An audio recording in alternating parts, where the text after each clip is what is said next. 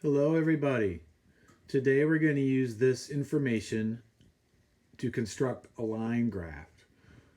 What you see on the screen are the average high temperatures for your city, probably most of you anyway, my city, the city of St. Paul, Minnesota. The average temperature from January all the way through the year back to December. So that's the information we're going to use to make this line graph. There are 12 months in the year. I'm going to ask that you pick 5 months. And I'm going to ask that you pick 5 months that go in a row. So if you pick March, you'd go March, April, May, June, July. If you pick September, you'd go September, October, November, December, January, etc. First thing you want to do is pick 5 months that are in a row, consecutive. Okay, the next thing I want you to do is get out a piece of notebook paper. Ordinary notebook paper. On the bottom, pick your 5 months that are consecutive. I would appreciate if you do it that way.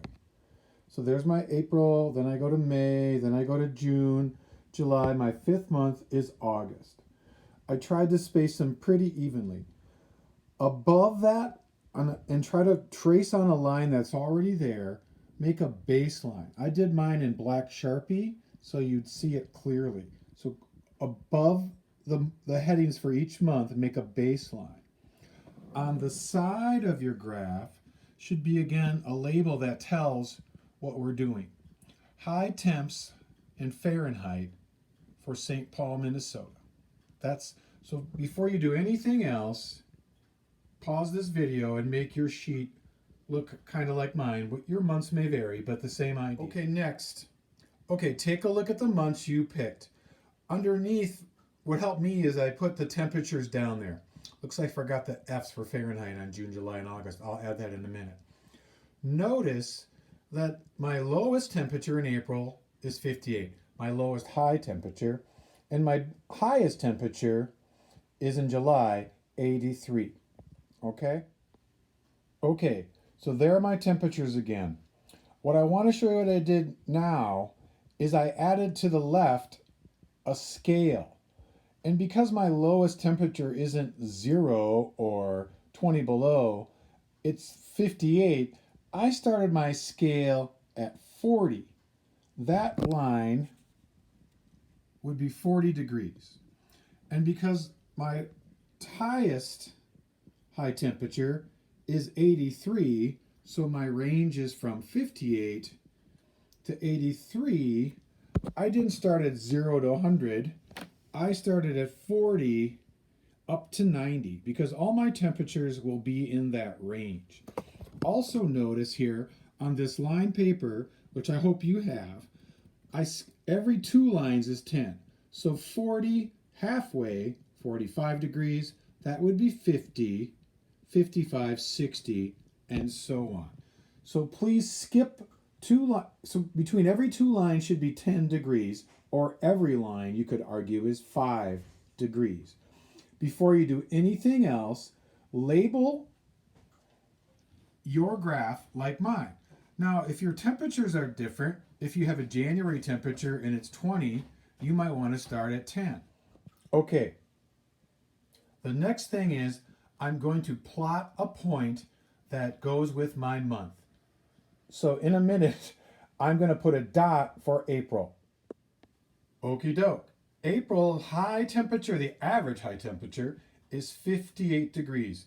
So going straight up from April, I plug a dot right about 60 degrees because 58 is almost 60. It's not on the 60, it's just below, and you can also see it's above the halfway line, which would be 55 degrees. So you're going to put a dot for each month. I'm going to pause this and do the rest of my months. Okay, so take your time now. So what I've done is I've graphed each month. May, 69. See how it's just short of my 70.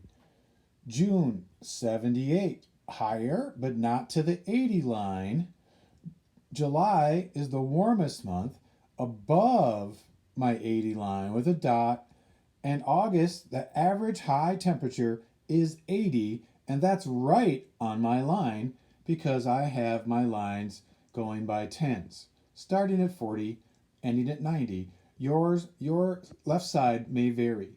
Okay, you might start at 20, end at 60, depending on what month you pick, but most of you will figure that out.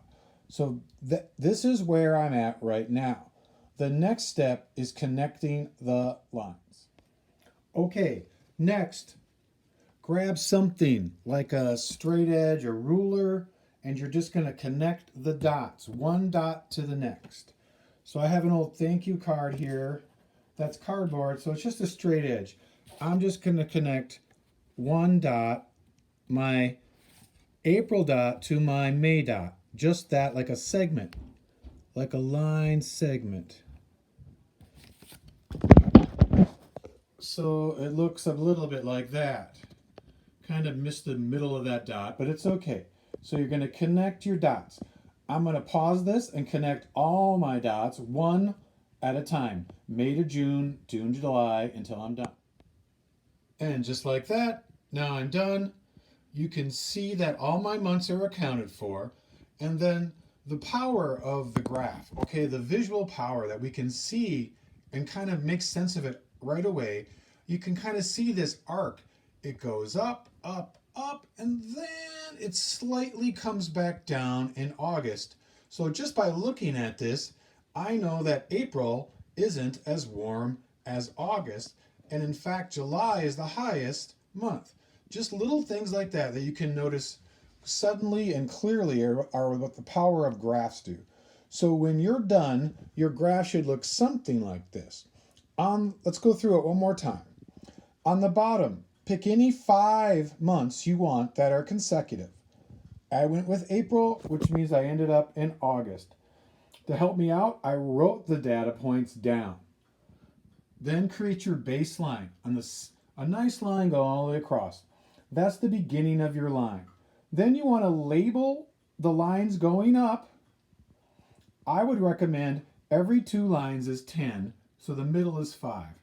Again, I picked 40, which is below my lowest number, and I picked 90, which is higher than my highest number. That's a range all my info will fit in. Then I label the side. Again, it's high temps. That's what this is all about. Our hometown, St. Paul.